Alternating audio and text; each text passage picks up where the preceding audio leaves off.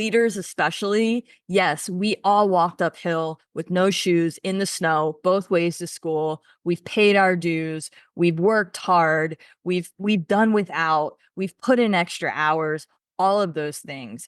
And today's employee could give zero shits about that. Hey, Nicole, what do you get when a former corporate CEO and a do-gooding executive walk into a recording studio? Well, Aaron, nothing, because the two of us are usually on my couch or Zoom, because wine. You get a podcast created for Gen X women who are bought into the corporate world, but fed up with the BS. I know. It's how to thrive the 9 to 5 or 6 or 7. It's career therapy. It's comedy. It's definitely full-on authenticity. Basically, we give you tangible strategies to rise in your career without compromising everything else. Because work doesn't have to suck.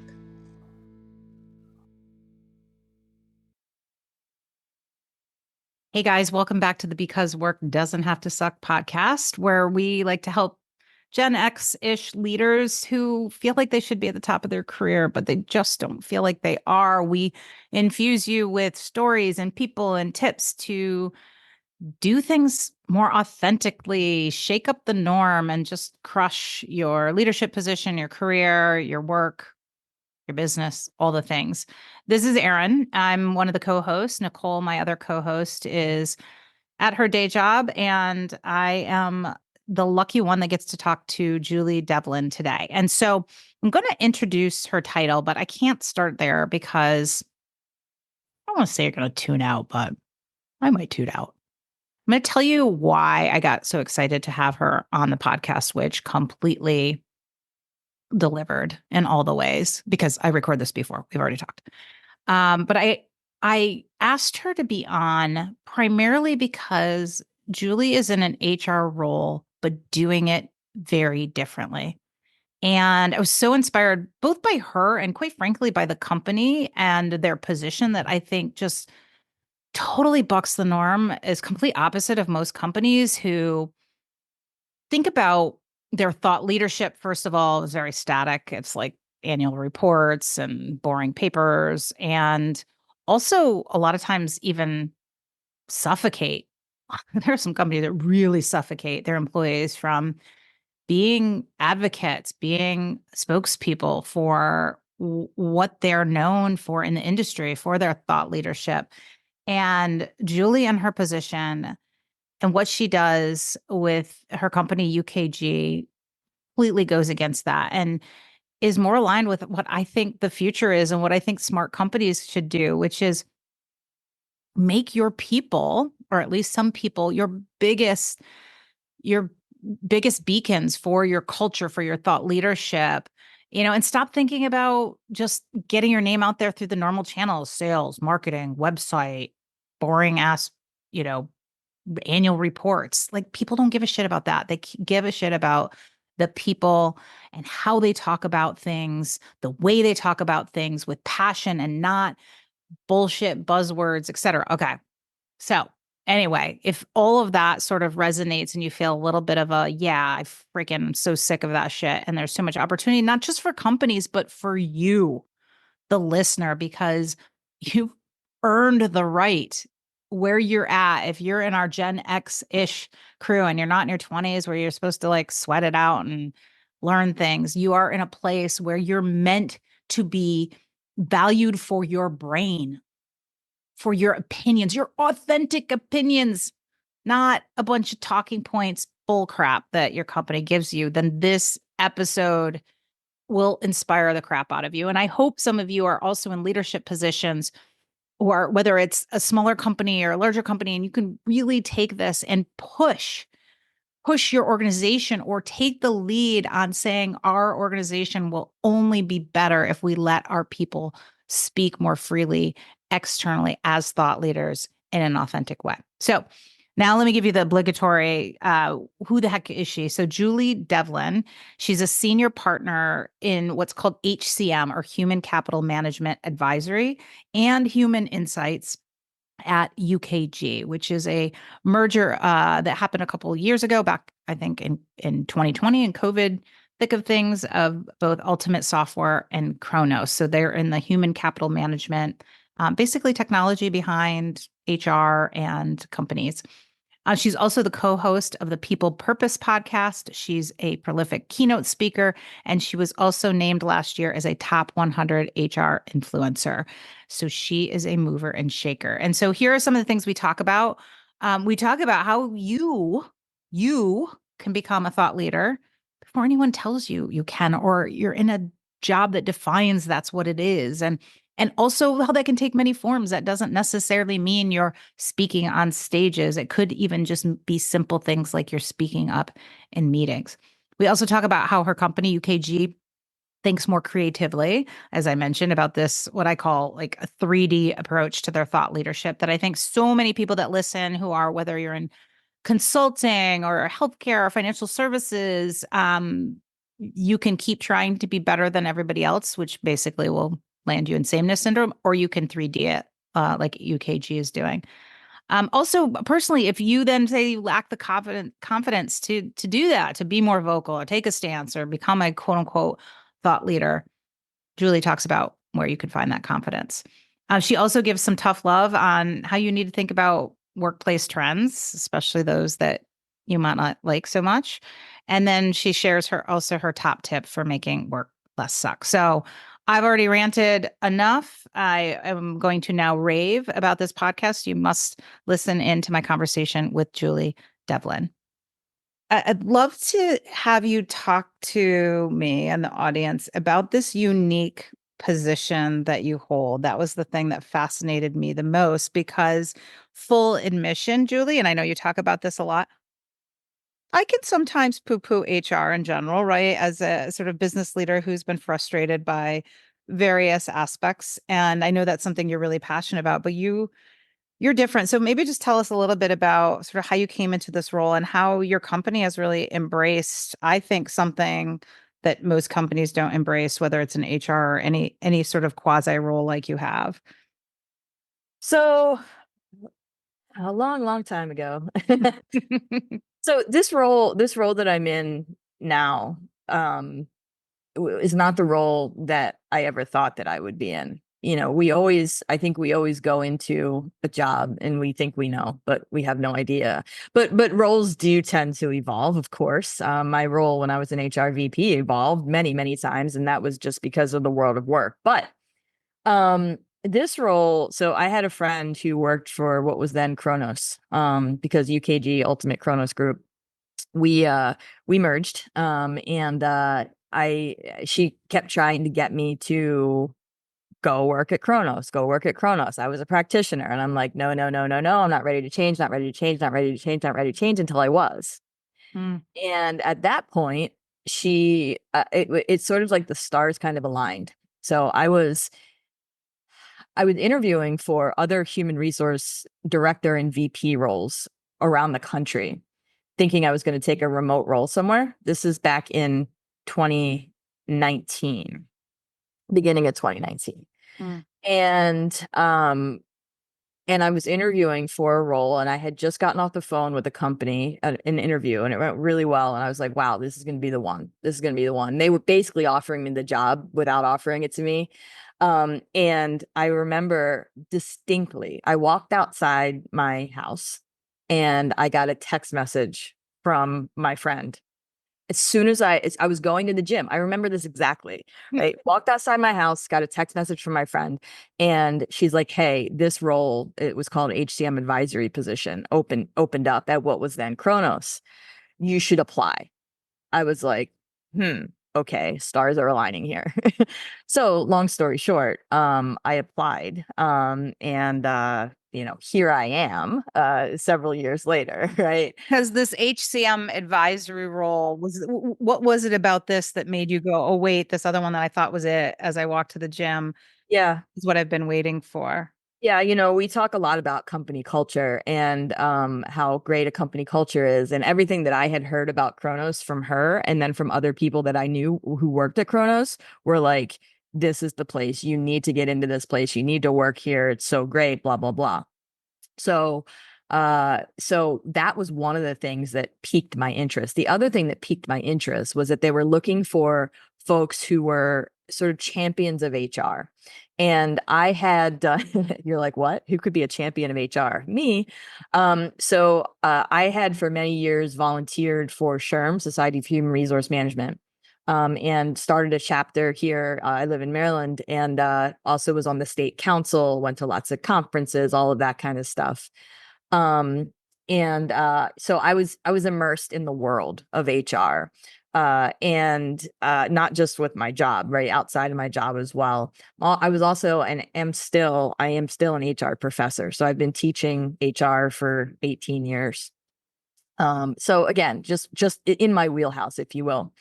So I so that attracted me to the job. What attracted me to the job was just the unknown of really what the position really entailed, and came to find out that it was sort of something that we created on our own, those of us who were in the role. We were hired to be evangelists for human capital management software, because at the time Kronos was only the workforce management, basically known as the workforce management software company. And we were, at the time, Kronos was going into a push for the HCM, right? The HCM piece, the HR piece. And then again, they were hiring folks like myself, thought leaders, people who were interested in being thought leaders and being spokespeople, if you will, for the company regarding this push. So that's what attracted me to it. It was different from anything that I ever had done before. And one of the things that I always think about is just how different that role was from what I was doing. Mm. For years, Aaron, I was sitting behind a desk 9 to 5 ish, right? Like I had some flexibility there, but I knew where I was going to be. I knew what I was going to be doing. I knew the players involved. I knew what my day was going to be. I was very, very regimented my whole life. And almost overnight that changed. So there's so many things that I geek out on this. I mean, I want to go in a couple places and slow down on it. I mean, Yeah. first of all, one of the things that I think so many people, Mhm. maybe women a little bit more, but I would say people, um, are craving and missing out that they think they're victims of is that transition to being a thought leader. Mhm. Right. So the early part of your career, it's sort of, heads down, prove that you're a hard worker, learn all the shit, learn the people, network, get some different jobs, experience. And then at some point, of course, there's no, like I said, there's no like bat mitzvah or bar mitzvah or ceremony that says now is the time where, all that experience should transition. And a bigger part of your value is your brain, right? And is what you see and what you can talk about. And I think so many people want that and crave that, but sort of are victims. Oh, I'm too busy or I don't have the role. And what I love first, I mean, first, the reason you got this human capital management job is because you took it upon yourself to be that thought leader, right? You, whether it was your SHRM involvement, the chapter, so I guess, if people out there listening, what advice would you have for them, regardless of sort of their role, about, maybe taking some baby steps earlier in their career or now, if they're like, is it too late, right? To be that thought leader that can eventually transition maybe into your vocation. Yeah, I think one of the things that I hear a lot is people come up to me, how do you do what you do? And I'm like, I don't know. I just kind of am who I am, but I wasn't always this way. You have to go through it in order to get to where you are. Now, I know that sounds cliche, but I think it really is true. If I do a hindsight is 2020. I think that a lot of people hold themselves back because because imposter syndrome is real. And I also think that we tend to discount ourselves in terms of our experience. I talk a lot about generations at work, but I talk about generations at work in a little bit of a different way. I don't necessarily at this point in my career, in my life, see generations as so much at work as so much as other. Rather, I see them as more of a way to innovate, a way to learn about other people. But what we talk a lot about in some of our mega trends at UKG is about how what makes up someone's generation isn't necessarily just their age and their the personality and the things that they've been through. It's also their life experience. And there are so many life experiences that all of us have gone through that other people and have we come out on the other side that we could tell a story about, right? We could tell that story and people are interested in hearing that story. I think we hold ourselves back because we don't think that people care, or, oh, nobody would care about me, or why would they care to hear that? You have no idea who you're affecting. You have no idea just by telling your side of the story or telling your piece of the story, what people are going to latch onto and say, wow, me too. Or wow, I bet you I can do that too. I've had so many of these conversations with folks who tell me they want to get into, if you will, a thought leadership role or a speaking role or, but, oh, I could never, ever do that. I'm like, my first question is why? I tell people that if you don't have confidence in yourself, look for confidence that other people hold in you, right? And take that confidence that someone else has in you and utilize it as energy or strength for yourself. Because again, that imposter syndrome thing is real. I go through it. I think all of us do at some point. Why me? Why would you want to have me on your podcast, Erin? Right? Like, I'd be naive or I'd be remiss to say that thought doesn't go through my head. Right. We are all human and we don't have to be perfect. And it's so funny to just like be literal on that. The reason I want you on the podcast is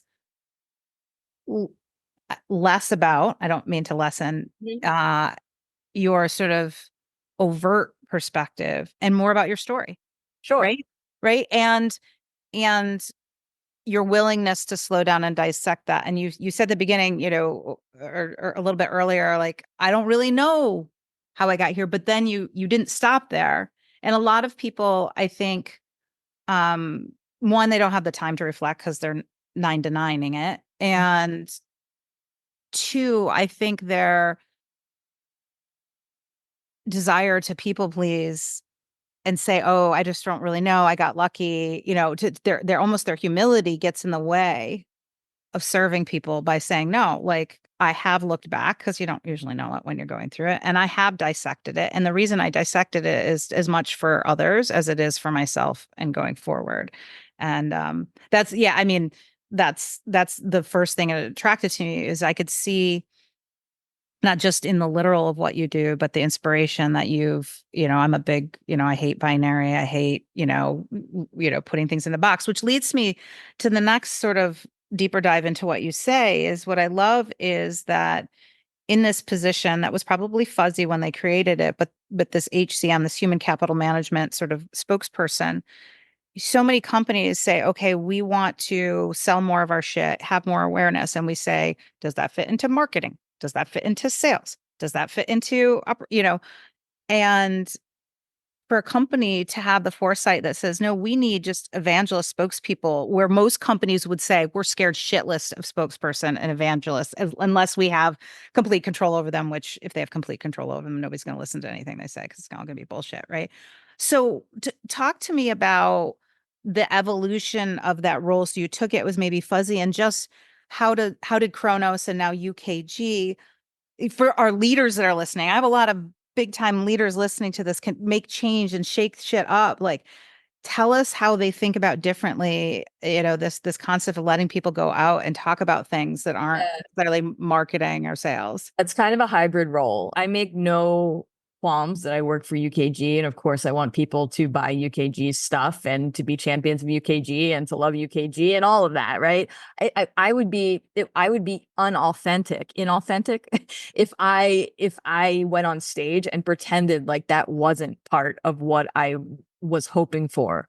But what this organization had the foresight to see is the importance of differentiating our messaging from competitors. And it's not even that. It's more about telling people who we are as an organization.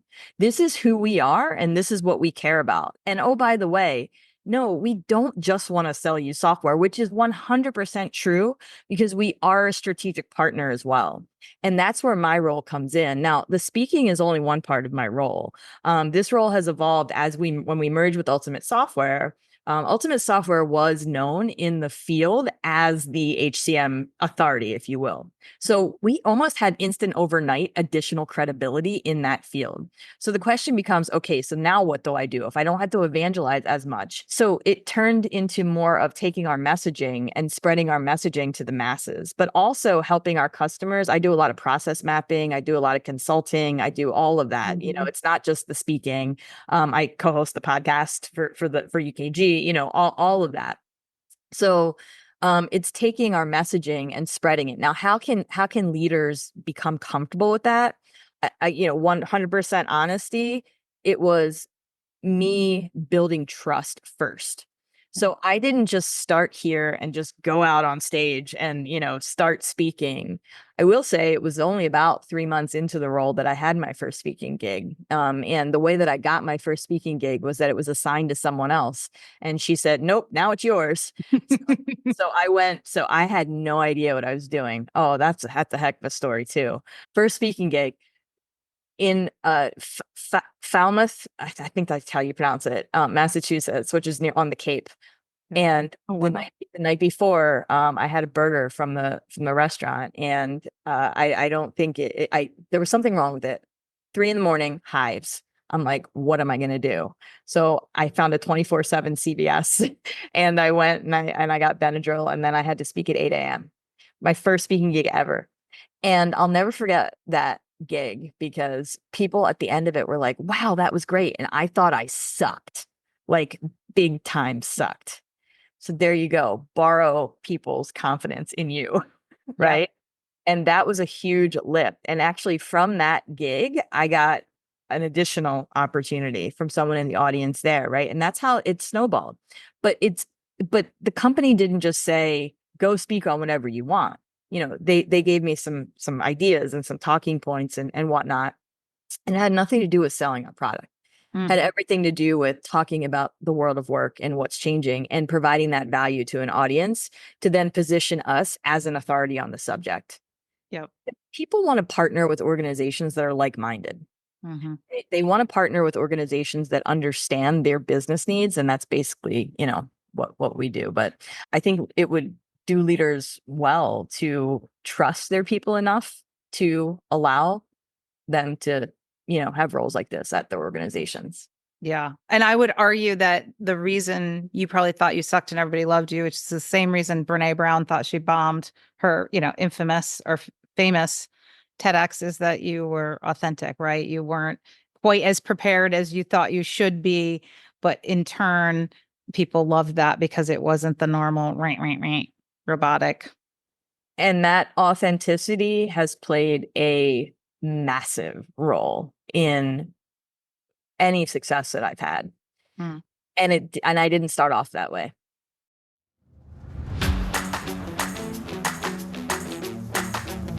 Hey, did you know that August 16th is National Roller Coaster Day? So it's so ridiculous. I freaking hate roller coasters. So whatever. But it is also National Authenticity Day on August 16th. And here's the coolest thing about National Authenticity Day. Besides, us being obsessed with authenticity, you can actually make someone else's day. You don't get to do this very often.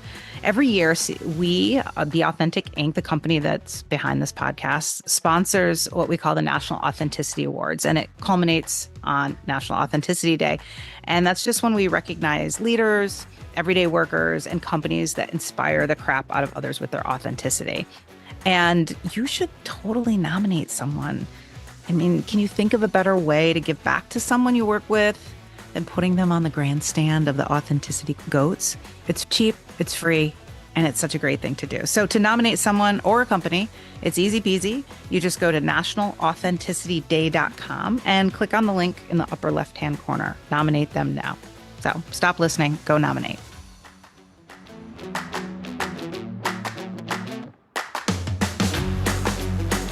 I've learned over the years that when I present as my authentic self, that my audiences will lean into what I'm saying more. They'll listen more. They will tell others about me more, right? And it's as simple as what I'm wearing. So I have a couple of different headshots, but several years ago, um, my team and we went and we got headshots done. And I had all these really prim and proper outfits. And, in some point, we were doing outfit changes, right? To different headshots. At some point in that shoot, I was like, I have this t-shirt. I'm going to just throw this t-shirt on under my suit jacket and see what it looks like. And it looked cool. And I was like, this is me. Like, this is who I am. So I'll never forget. That was the start of me saying, you know what? F it. I'm just gonna wear what I want on stage. And now I wear what I want. I wear a suit jacket? I do. Do I have a t-shirt on under it? Almost every time, unless it's like a really, really like high-end, executives conference or something like that.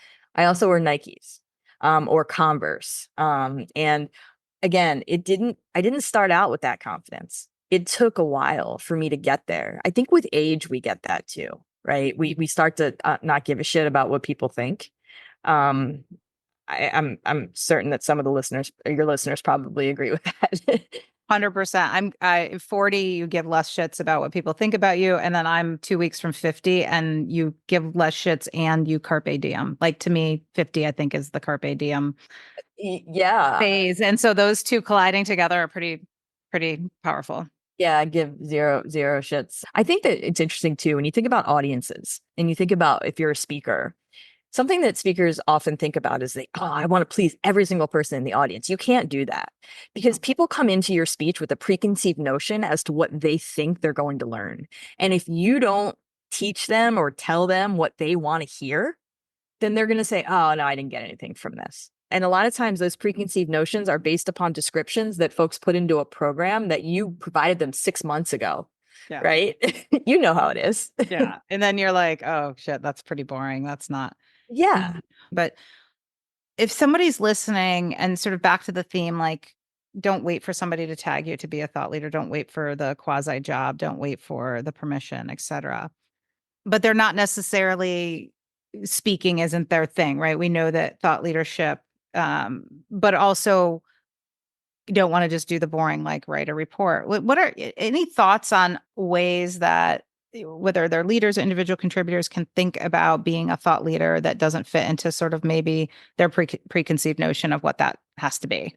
Yeah, one of the ways that you can be a thought leader is by simply putting your thoughts and your feelings and your opinions and your information, whatever, on LinkedIn or on another site like that, right?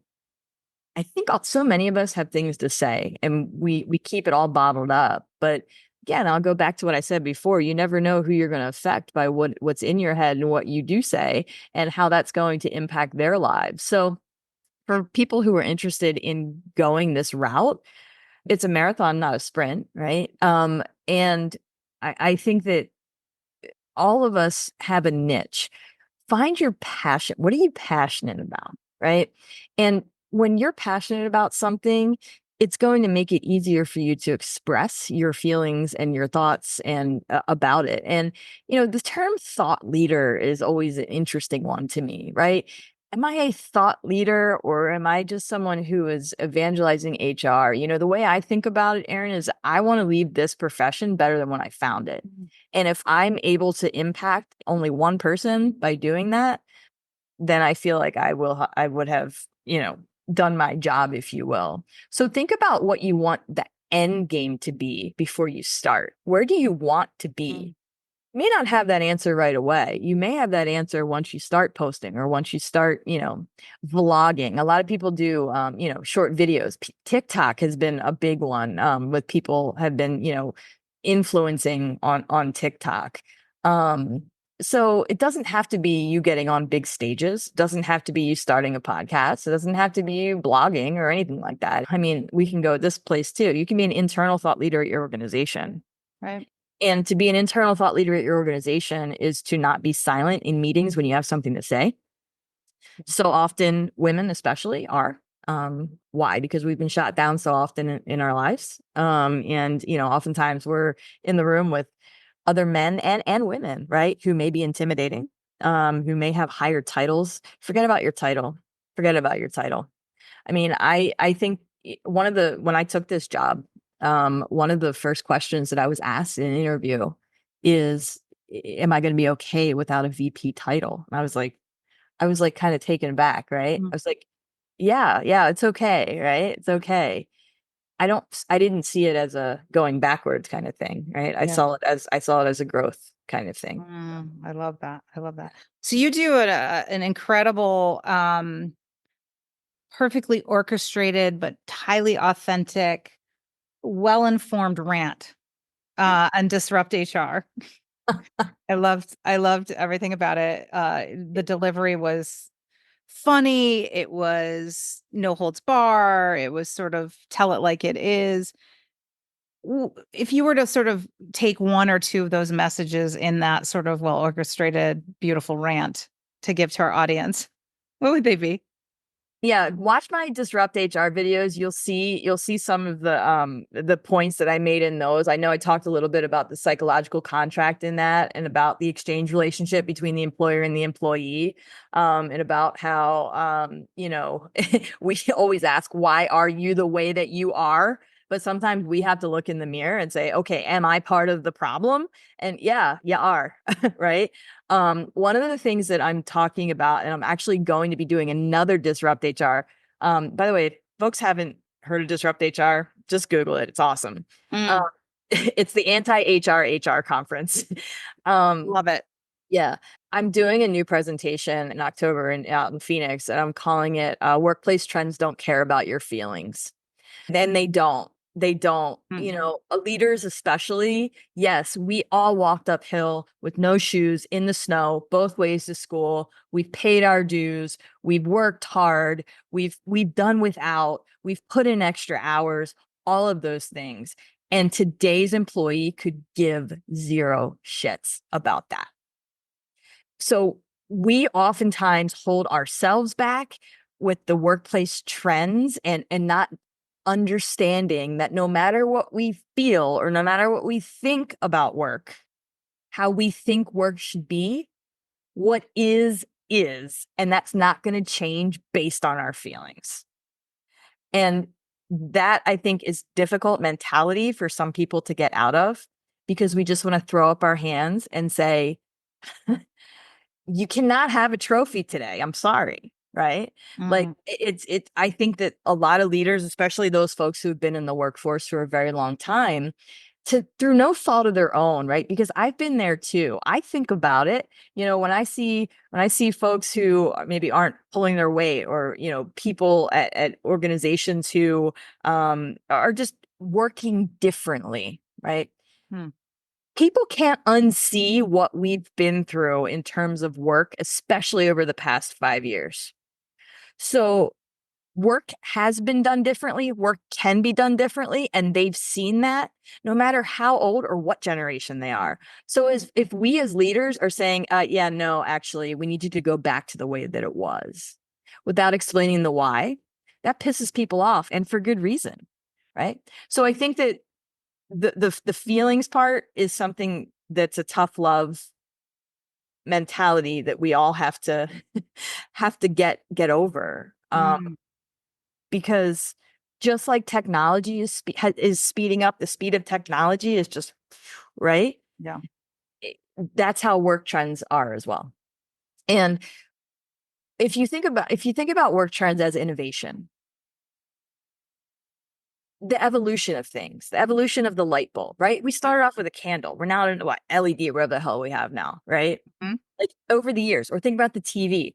I know a lot of people who were listening probably had one of those box TVs where you had to change the channel 3, 6, 10. I had to do it. Yeah, I totally. Yeah, it was a pain in the ass. What did we ever do before remotes? We had to actually get up off the couch, right?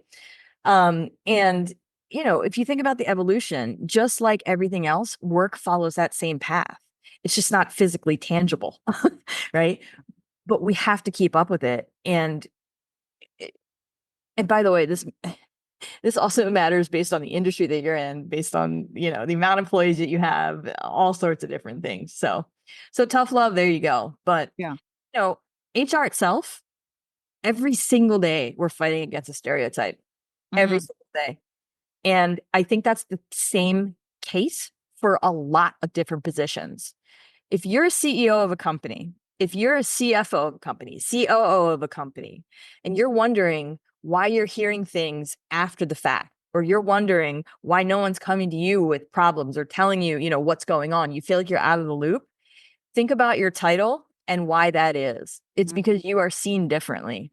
And I think oftentimes we see ourselves as human in that role because we are human. That's who we are.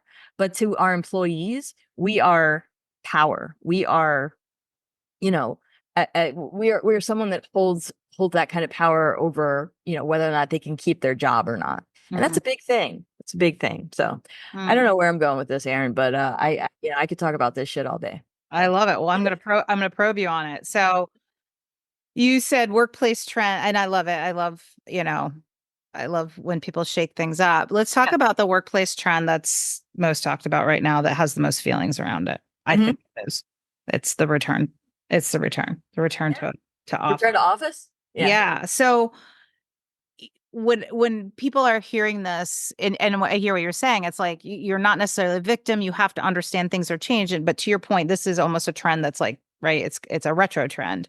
Mhm. One, how do you think about that? And two, I'm also interested, have you seen in your experience, whether it's at UKG or other companies, leaders that are not treating this binary and not treating it like a policy, that are being creative in sort of going, handling that workplace trend? Yeah.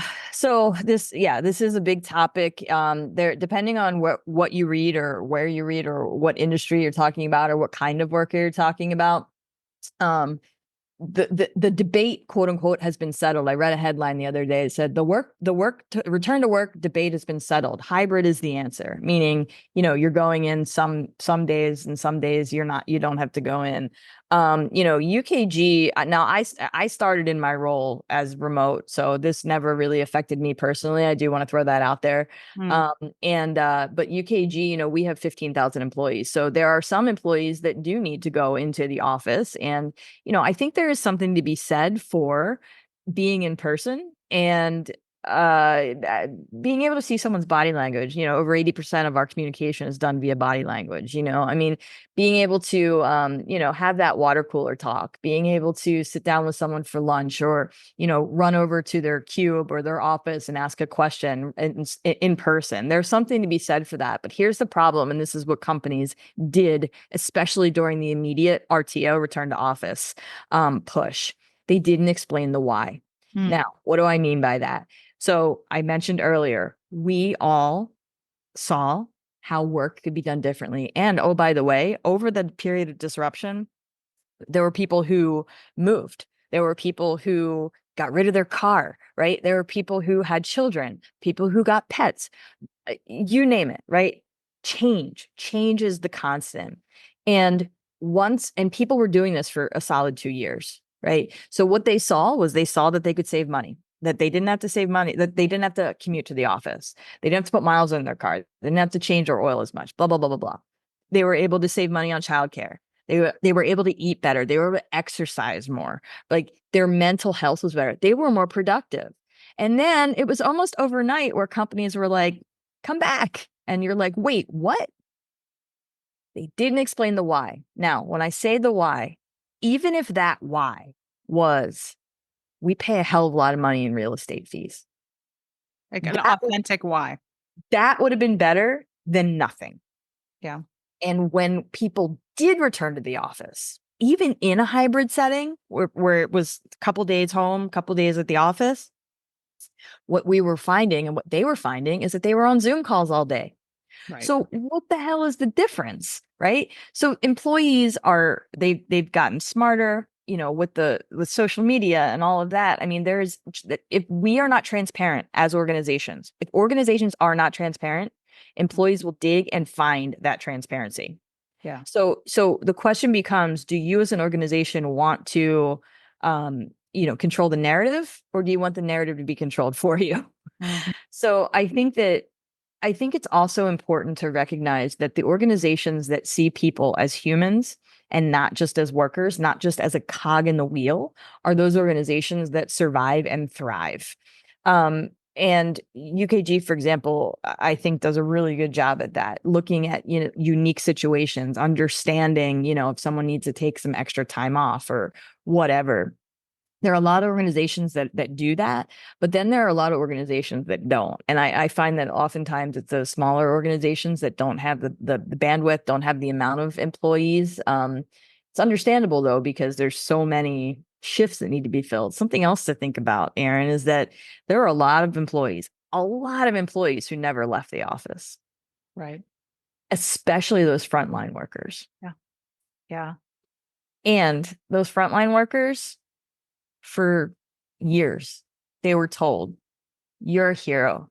You're the best. We couldn't do this without you. You're saving the world. You're saving lives. You're an essential worker. Where'd that go? Yeah. Come on. Yeah. Lost in the shuffle. Yeah. Staying on workplace, trying to have so many questions for you, but I don't have enough time. But I want to sort of, this one's relevant. It's a shakeup. It's a workplace reverse also.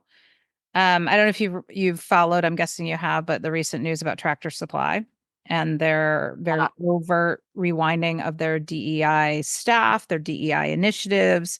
They've sort of labeled it, we want to focus again on rural America priorities, which I'm in rural America and that's not my priority, but what do you have to say about that? Is it, to each his own? Is this a place where you see a slippery slope? Like, where do you see things going in terms of the progress, and without getting too political, obviously? And Yeah. I want to make sure that I differentiate. This is me speaking, not UKG, right? This is from the mouth of Julie Develin. I think that it is a slippery slope, and as someone who's a champion of DEI and B and all the letters, right? And I think that it is a business imperative. I think that Tractor Supply, stores like that, I think that they are looking at their core audience and thinking about what it is that their core audience cares most about. Hmm. And to them, they're just looking at it as a monetary thing. Meaning we don't want to lose customers because we don't want to alienate customers. Well, you could also make the other argument that they're going to lose customers, like you may not want to go to a Tractor Supply, right? Like I don't know. I think that DEI has become, I think for a while we were saturated with it. And I think that oversaturation probably got some people to have change fatigue or fatigue with it, because it's like just everywhere. And people were like, why can't you just be a business? Yeah. I think this is another conversation about, the larger ESG, right? Environmental social governance, and what organizations are responsible for, what they're not responsible for. Organizations, especially if they're private organizations, they can kind of do what they want, and I mean, you think about some other, without naming names, there are certain fast food chains that don't open on Sundays, right? That, won't acknowledge things like Pride Month and whatever. I think that it is a slippery slope. What do you think? I hadn't thought, well, one, my initial reaction, like anything, I just get pissed, right? Yeah, It's just like, at first I'm like, fuck you. But actually, I think the glass half full it could be a good case study. Yeah. I mean, I'll be honest, I'm rooting against the numbers going north, but people will be watching, and I think they're big enough where they have credible data, and it's always hard to isolate these things, but I'm assuming they're public. I don't know. I didn't look if they're publicly traded or how they're I don't know. stock price, or watch, Oh, yeah, I guess I said they're a That's private just- organization. I don't know anything about Yeah. them as an Yeah. organization. But to me, it just sounds like they're pandering towards their market. And Yeah. yeah, I mean, whether that's right or wrong, Yeah. It's I hard think to it's say, right? subjective. It's very hard to say. Um, I think that they're a little bit of an anomaly, right? Because so many organizations do embrace all of that these Yeah. days. I think it would be an interesting case study to see what they do, but also to see how it has affected sales at other organizations. I mean, if you think about, some other large retailers who have pulled back, Mhm. that's been happening a lot. So Yeah. I don't know. Time will tell. Time Time will. will tell. I think the other thing is too, I mean, back to authenticity, which is, it's a kissing cousin of DEIB, right? I mean, in some ways it is a key component to belonging, but the way that I talk about authenticity isn't just this permission to be yourself, right? It's about doing things, not that are normal, but doing what's needed. And I do think one thing sometimes with these initiatives, there is a little going through the motions. And so the one sort of thing I would say for other organizations who might be looking at that or saying, yeah, maybe it's also looking at how do we deliver these? Are they delivered with authenticity, or are they delivered with a bunch of words that are going right over people's heads because they sound fluffy and they're not connecting? And so I think that's the other thing for leaders in the middle to think about is like, well, maybe it isn't about scrapping it, but are we doing it in a way that's truly making a difference? Because if it's not truly making a difference, even though we're trying to make a difference, then why do it? So I think that's Yeah. my other sort of counter to being just fucking pissed. After the George Floyd murder, a lot of organizations put out statements on what was then Twitter, now X, stating, their support and, that what they're going to do. And one of the things one of the trends for our 2023 mega trends was the receipts are due, right, for organizations, because that's the other thing that organizations have to be careful about. If you say you're going to do something, you're going to need to follow through on it. It can't just be because it's good PR, right? Like people are watching, and you have to, customers and employees, right? Yep. And you have to make sure that you're following through on the promises. Yeah. Yep. Yeah. Yeah.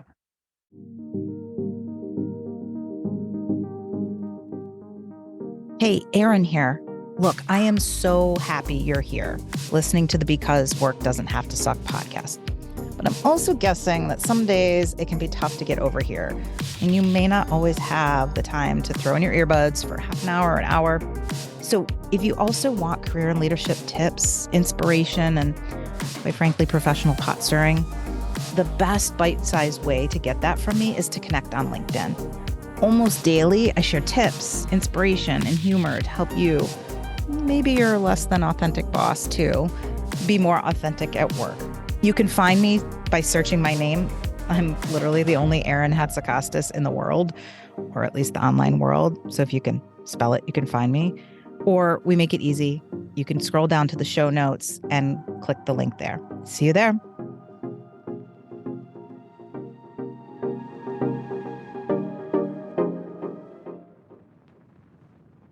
So, two final questions we always ask. The first is buck that. So we'd love to hear, a story where you sort of said buck that, where you've bucked the norm, and sort of went against normal, went against advice, and good things happened.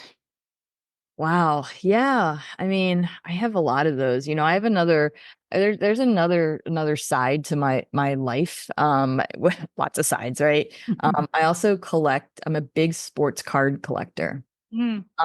And sports memorabilia. So, there's times, so many times in my life where I've been the only female in the room.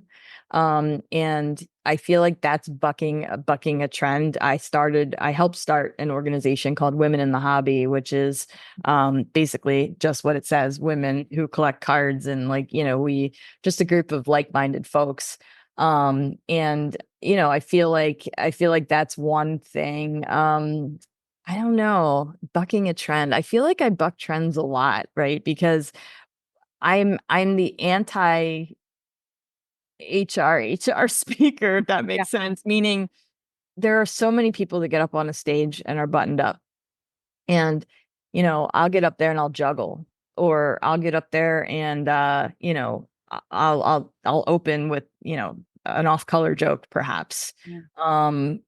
Yeah, I don't know, bucking trends. I think my life itself bucks a trend because of the fact that I'm never home. I travel constantly.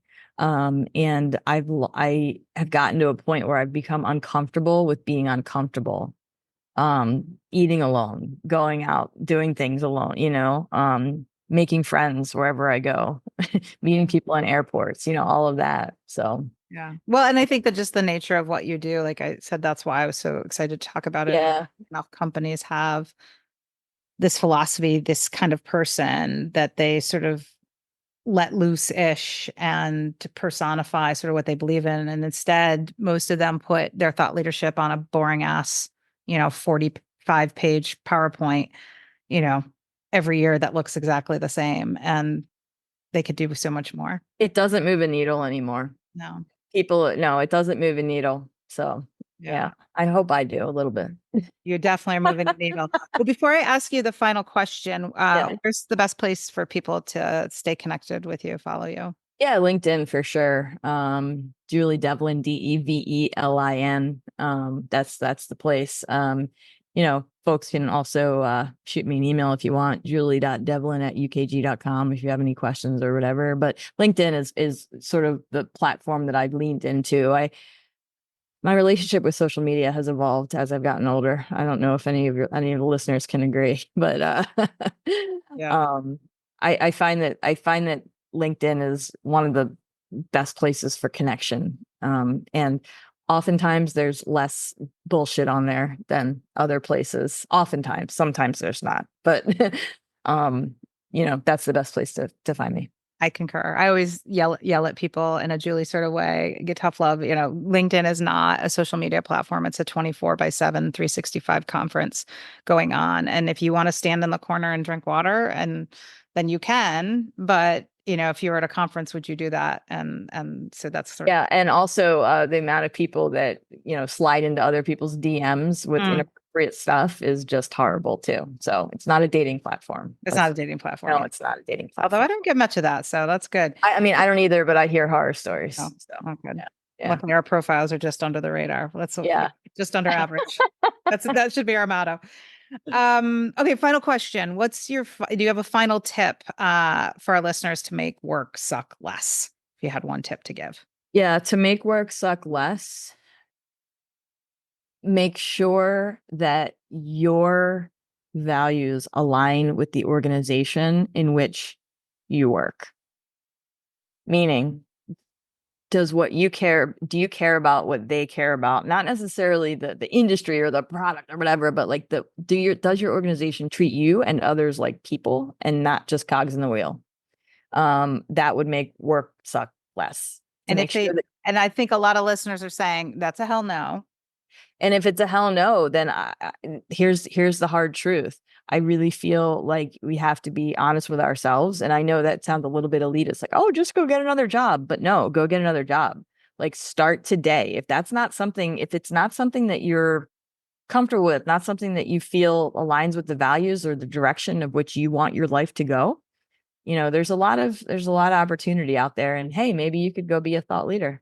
Right. Well, and I was just going to say, it's a great way to get a job faster is to be a thought leader before you need to be, right? And then those people on LinkedIn are going to find you, or when you interview, they're going to look you up and be like, because I'm sure that's what happened with you, right? You came into that opportunity at Kronos at the time, hot to trot, right? Because they had seen what you had put out in the world before you applied. Here and there, yeah. But I also built internal and external relationships on my own in order to kind of get to where I am today. And that involved bucking some trends. That involved reaching out to people and asking for meetings, or asking if I could speak at their conference without them knowing who I am, and then getting to know who I am.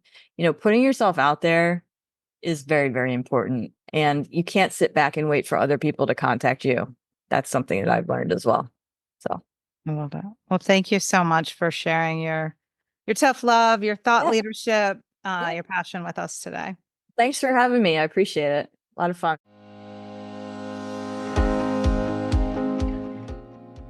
Hey, it's Erin with a teeny request.